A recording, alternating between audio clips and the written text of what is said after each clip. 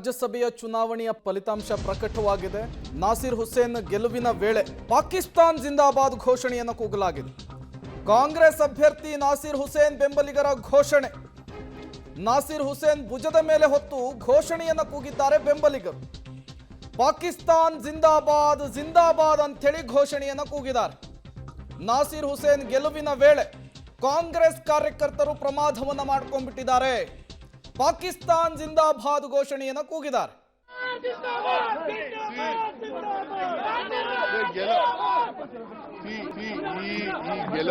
ನಾಸಿರ್ ಹುಸೇನ್ ಅವರಿದ್ದಾರೆ, ಬನ್ನಿ ಮಾತಾಡೋಣ ಸರ್. ಗೆಲುವಾಗಿದೆ.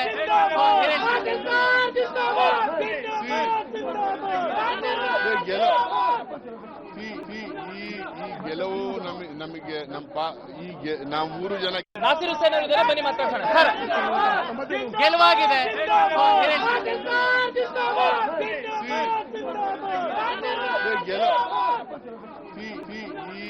ಗೆಲುವು ನಮಗೆ ನಾಸಿರ್ ಹುಸೇನ್ ಅವರಿದ್ದಾರೆ, ಬನ್ನಿ ಮಾತಾಡೋಣ ಸರ್.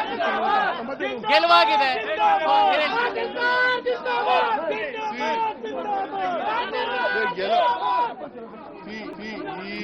ಗೆಲುವು ನಮಗೆ ನಾಸಿರ್ ಹುಸೇನ್ ಅವರಿದ್ದಾರೆ, ಬನ್ನಿ ಮಾತಾಡೋಣ ಸರ್.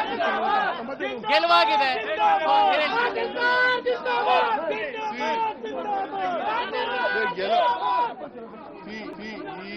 ಗೆಲುವು ನಾಸಿರ್ ಹುಸೇನ್ ಅವರಿದ್ದಾರೆ, ಬನ್ನಿ ಮಾತಾಡೋಣ ಸರ್.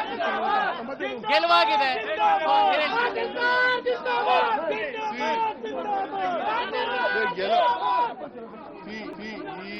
ಗೆಲುವು ನಾಸಿರ್ ಹುಸೇನ್ ಅವರಿದ್ದಾರೆ, ಬನ್ನಿ ಮಾತಾಡೋಣ ಸರ್. ಗೆಲುವಾಗಿದೆ.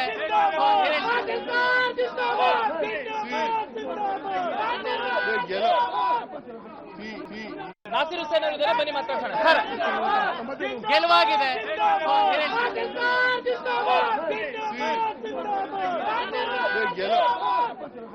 ನಾಸಿರ್ ಹುಸೇನ್ ಅವರಿದ್ದಾರೆ, ಬನ್ನಿ ಮಾತಾಡೋಣ ಸರ್. ಗೆಲುವಾಗಿದೆ.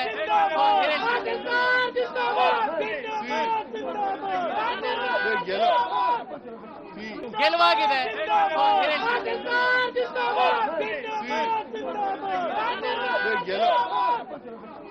ಗೆಲುವಾಗಿದೆ.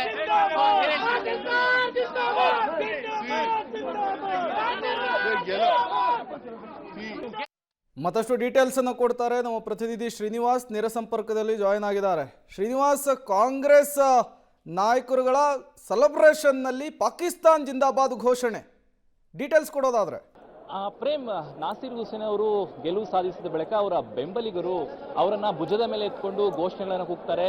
ನಾಸಿರ್ ಹುಸೇನ್ ಜಿಂದಾಬಾದ್ ಅನ್ನುವಂತಹ ಆ ಘೋಷಣೆಗಳನ್ನ ಕೂಡ್ಕೊಂಡು ಎಂಟ್ರೆನ್ಸ್ ಬರ್ತಾರೆ. ಅದಾದ ಸಂದರ್ಭದಲ್ಲಿ ಅವರ ಬೆಂಬಲಿಗರೊಬ್ಬರು ಪಾಕಿಸ್ತಾನ್ ಜಿಂದಾಬಾದ್ ಅನ್ನುವಂತಹ ಘೋಷಣೆಗಳನ್ನ 2 ಬಾರಿ ಕೂಗ್ತಾರೆ. ಅಂದ್ರೆ ಎಲ್ಲೋ ಒಂದ್ ಕಡೆ ಅವರ ನಾಸಿರ್ ಹುಸೇನ್ ಅವರ ಗೆಲುವಿನ ಸಂಭ್ರಮದಲ್ಲಿ ಪಾಕಿಸ್ತಾನ್ ಘೋಷಣೆ ಜಿಂದಾಬಾದ್ ಅನ್ನುವಂತಹ ಘೋಷಣೆ ಕೂಗುವ ಮೂಲಕ ದೇಶ ವಿರೋಧಿ ಹೇಳಿಕೆಗಳನ್ನ ಈ ಒಂದು ಸಂಭ್ರಮಾಚರಣೆಯಲ್ಲಿ ಕೊಟ್ಟಿದ್ದಾರೆ ಅನ್ನುವಂಥದ್ದು ಆಡಿಯೋದಲ್ಲಿ ಸ್ಪಷ್ಟವಾಗಿ ಕೇಳ್ತಾ ಇದೆ, ಪಾಕಿಸ್ತಾನ್ ಜಿಂದಾಬಾದ್ ಅನ್ನುವಂಥದ್ದು. ಸೊ ಹಾಗಾಗಿ ಆ ಸಂಭ್ರಮಾಚರಣೆಯಲ್ಲಿ ಈ ರೀತಿಯಾದಂತಹ ಎಡವಟ್ಟು ನಡೆದಿರುವಂಥದ್ದು ಈಗ ಗೊತ್ತಾಗಿರುವಂತಹ ವಿಚಾರ.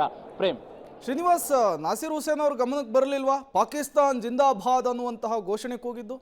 ಪ್ರೇಮ್, ಇಲ್ಲ, ಅವರು ಮಾಧ್ಯಮಗಳಿಗೆ ಪ್ರತಿಕ್ರಿಯೆಗಳನ್ನು ಕೊಡ್ತಿದ್ರು. ಆ ಸಂದರ್ಭದಲ್ಲಿ ಅವರ ಬೆಂಬಲಿಗರು ಏನು ಮತಕೇಂದ್ರದಿಂದ ಹೊರಗಡೆ ಎಂಟ್ರೆನ್ಸ್ ವಿಧಾನಸೌಧದ ಗೇಟ್, ಮೊದಲನೇ ಗೇಟ್ ಬರೋವರೆಗೂ ಕೂಡ ಅವರ ಪರವಾಗಿ ಘೋಷಣೆಗಳನ್ನು ಕೂಗ್ಕೊಂಡು ಬರ್ತಿದ್ರು.